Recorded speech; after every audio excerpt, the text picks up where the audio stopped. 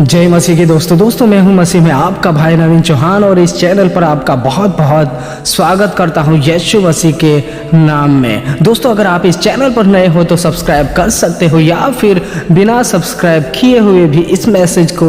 देख सकते हो। दोस्तों प्रकाशित वाक्य में परमेश्वर का वचन हमें अनोखी बातें कहता है यीशु मसीहा के पुनरुत्थान के बारे में, जहाँ पर यूं लिखा हुआ है कि मैं मर गया था लेकिन अब देखो मैं युगान युग जीवित हूँ, यानी कि सदा सर्वदा जीवित है परमेश्वर पुत्र यीशु मसीहा। जब दोस्तों हम उस क्रूस की घटना को देखते हैं, क्रूस की कथा को जब पढ़ते हैं सुनते हैं, तब हम यह पाते हैं कि यीशु मसीहा पर कितनी ताड़ना हुई थी, यीशु मसीहा पर कितना दुख आ पड़ा था उन समयों में जब यीशु मसीहा मानव जाति के लिए पाप को अपने ऊपर उठा रहे थे, या फिर यूं कहें कि हम मनुष्य के हर एक पापों को अपने ऊपर ले रहे थे। उन समयों में दोस्तों हम जानते हैं कि यीशु मसीहा को मारा गया था, गाड़ा गया था, क्रूस पर उसे कीलों से ठोका गया था हमारे मानव जाति के लिए, चाहे उसमें कोई भी व्यक्ति क्यों ना हो, आप और मैं कोई भी पर्सन क्यों ना हो, उन हर एक व्यक्ति के लिए यीशु मसीह ही मरा। सबसे पहली बात तो यह मुझे और आपको कभी नहीं भूलनी है कि यीशु मसीह जो था इस पृथ्वी पर केवल और केवल ईसाई लोगों के लिए नहीं आए, परंतु हर एक मानव जाति के लिए आए थे। और वही यीशु जब मनुष्य के बचने का कोई भी रास्ता नहीं था, तब परमेश्वर पुत्र यीशु मसीहा स्वयं परमेश्वर होकर भी इस पृथ्वी पर आए, क्योंकि दोस्तों यह अनहोना था कि कोई भी बलिदान, कोई भी मेल बलि भेड़ों बकरों की सदा काल का छुटकारा नहीं दे सकता था। इसीलिए दोस्तों परमेश्वर पुत्र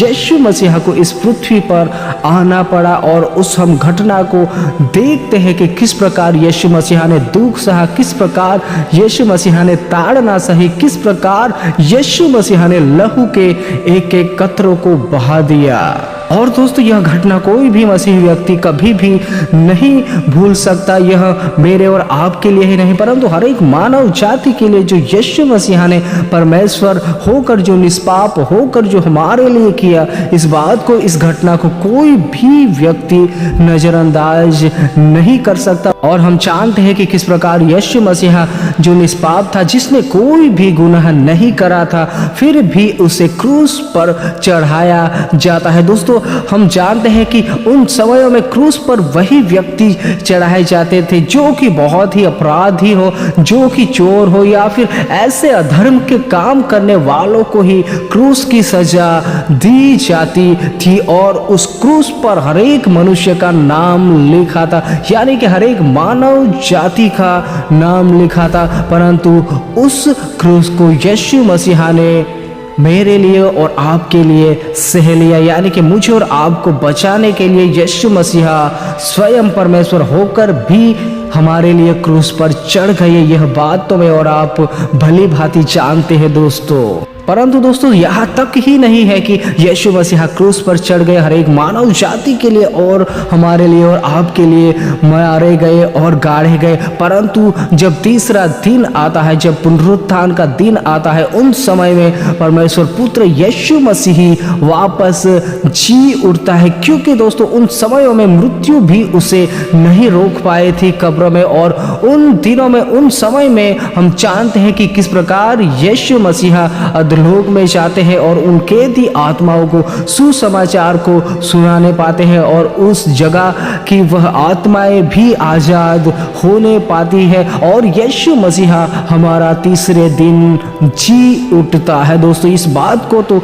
हर एक मनुष्य, हर व्यक्ति जानता है दोस्तों। और दोस्तों यही वह समय था, यही वह वक्त था कि जब यीशु मसीहा ने शैतान के सिर को कुचल दिया था। शैतान तो सिर्फ और सिर्फ यही सोच रहा था कि मैंने यीशु को क्रूस पर चढ़ाकर मार दिया, परंतु वह यह नहीं जानता था कि वही यीशु मसीहा वापस जी उठने वाला था और समय के अनुसार, परमेश्वर की योजना के अनुसार और पवित्र आत्मा की सामर्थ्य के अनुसार प्रभु यीशु मसीहा को वापस जिलाया जाता है। दोस्तों, यहाँ पर मुझे और आपको एक बात ध्यान देनी है कि जब यीशु मसीहा को मारा गया था, यानी कि जिस समय यीशु मसीहा को मरकर वापस जी उठना था, उस समय पवित्र आत्मा की बहुत ही जरूरत थी, या यूं कहें कि पवित्र आत्मा का बहुत ही बड़ा रोल था, क्योंकि दोस्तों पवित्र आत्मा के द्वारा ही यीशु मसीहा को जिलाया जाता है। हम जान सकते हैं उन महान वचनों के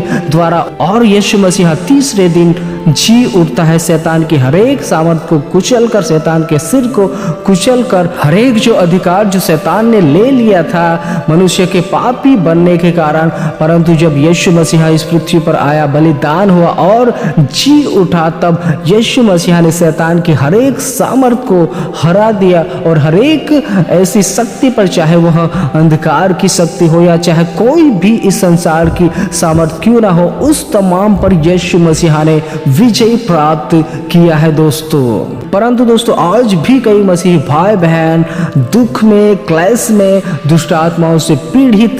जीवन जीते हैं। यद्यपि यीशु मसीहा ने तो हरेक शैतान की सामर्थ को हरा दिया है और हम कलीसिया को दे दिया है, फिर भी मनुष्य इस बात को, इस महान परमेश्वर के अनुग्रह को नहीं समझ पा रहे हैं और आज भी दुख में, तकलीफ में, टेंशन में और अलग अलग दुष्ट आत्माओं से घिरे रहते हैं। दोस्तों, यह सिर्फ और सिर्फ हम इसीलिए ऐसा जीवन जीते हैं कि हम परमेश्वर के वचनों से अभी भी अनजान हैं। हम यहाँ तक तो देखते हैं कि यीशु मसीहा मेरे लिए और आपके लिए क्रूस पर बलिदान हुआ, परंतु हमें यह भी देखना है कि यीशु मसीहा हमारे लिए इसीलिए बलिदान हुआ कि हमें पापों से छुड़ाए, हमें इन तमाम बंधनों से छुड़ाए, या यूं कहे कि हर एक श्राप हो या दुष्ट आत्मा की कोई भी ताकत क्यों ना हो, उन तमाम से परमेश्वर पुत्र यीशु मसीहा ने मुझे और आपको आजाद किया है। इस बात को मुझे और आपको भली भांति समझ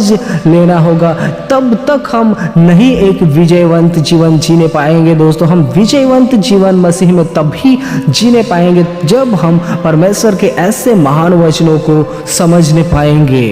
दोस्तों, यीशु मसीहा ने हमारे लिए बहुत ही बड़ा महान काम किया है। यीशु मसीहा ने हमें हर एक से आज़ादी दी है, चाहे उसमें श्राप हो, पाप हो, बीमारी हो या फिर कोई भी टेंशन, समस्या क्यों ना हो, उन तमाम को यीशु मसीहा ने मेरे लिए और आपके लिए क्रूस पर उठा लिया है। परंतु हमें इस बात को समझना होगा, इस बात को मुझे और आपको जानना होगा, और वह हम जान सकते हैं केवल और केवल परमेश्वर के वचनों के द्वारा कि परमेश्वर ने कैसे कैसे मेरे लिए और आपके लिए महान काम किए हैं। दोस्तों, आज इस वर्तमान समय में जो भी प्रभु यीशु मसीहा पर विश्वास करते हैं, जो भी यीशु मसीहा की आज्ञा के अनुसार चलते हैं, उन तमाम पर दंड की आज्ञा नहीं, परंतु उससे क्षमा, उससे हरेक पापों से मुक्ति और उसके लिए अनंत जीवन यानी कि स्वर्ग है। अगर वह मर भी जाएगा इस पृथ्वी पर, फिर भी वह जिएगा। जिस प्रकार परमेश्वर का वचन हमें सिखाता है कि पुनरुत्थान और जीवन